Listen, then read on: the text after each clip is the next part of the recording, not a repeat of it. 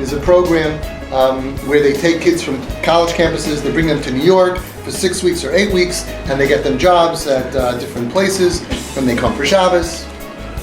And so we have every year, this is our 4th year that we're doing it, where they come. There were 50 kids that came. Kids mostly did not grow up from at all. Like really have no shaykhus. A lot of them don't know how to read. So every year I tell them, I'll take the rebels, I'll take the troublemakers, send me the tough guys, send me the tough guys. So this year, Friday night, the guy tells me, oh boy, we got you this year. I'm like, what? He says, we sent you a kid, okay? He's leaving Matzah Shabbos because he's joining another program, whatever. We can't wait for Matzah Shabbos to get rid of this kid. He's obnoxious, he's selfish, he's depressed, he's angry, he's miserable. And the rabbi comes over to me, he's a college campus rabbi full of chaim. These guys are superstars. You know, the Makar of like 1,000 people, and this one kid. And he's like, I went over to him and I said, listen, you're leaving anyway Saturday night. Why don't you just enjoy yourself? These people are going to give you free food. Just smile. Just try to enjoy it. You know, you're leaving anyway, right? Why not enjoy it? He goes, and he tells me that's the speech he gave him. He says, I didn't get anywhere. The guy just looked at me like drop dead. So he sent them to me for Shabbos. Okay? So it was very nice.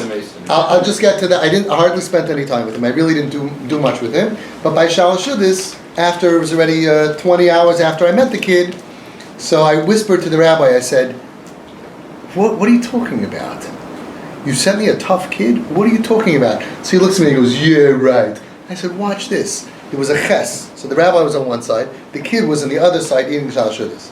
I walked over to him, I said, imagine you're a kid. I walked to him, I said, hey, can I get a hug? The kid gets up, and he gives me a hug. I'm looking over his shoulder at the rabbi, and I'm like, and he's like, so he sits down, and I said, you know, I really need another one. He gets up, he gives me a second hug. The rabbi is plotzing.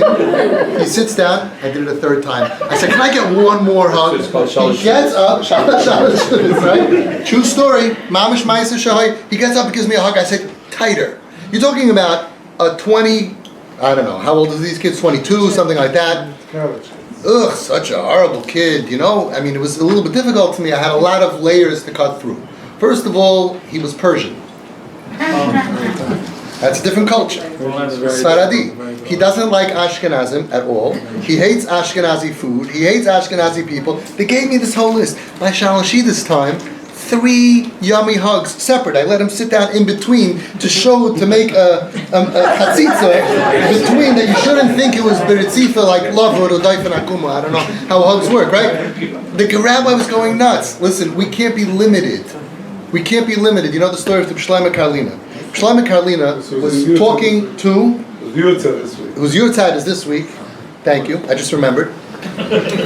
And he's sitting with a guy that everyone in the town of Karlin, I guess, knew that he was the biggest balavera in the world. He was chashud of doing, everybody knew he was doing, I don't want to say it in a mixed crowd, a mixed company, it's not so tzniistic, the averas that he was doing that are horrible and terrible. And Shlomo Karlin is in there talking to him and smiling, and he had Riach HaKodesh, and he's going on, and it's brought down that his Talmud, the Uri Mistrelisk, was there. And Uri, the Saraf, I guess he got that name probably for a reason. He was probably pretty sharp. He couldn't take this, that the Rebbe is being so nice to this big balavera. And he was like getting nervous, or maybe he wanted to go, I don't know. Shlomo Karlin called in Reb Uri. Now I don't know, from the story you can't tell if he knew it B'riach HaKodesh, that he was thinking, or if he just saw that he's like calling the Shomrim, I don't know. But he calls him over and he tells him, go to the Besmedrash and wait for me. He goes and he's thinking, me? Why did I get thrown out of here? What did I do wrong? I'm the good kid. I'm the Ben Chacham. He's going ahead and the Ben Rusha is over there and he's talking to this guy who everybody knows is a lowlife. Why do I have to lose out? So he goes to the Beis Medrash and he waits. After about an hour, the messenger comes in, you can go back in.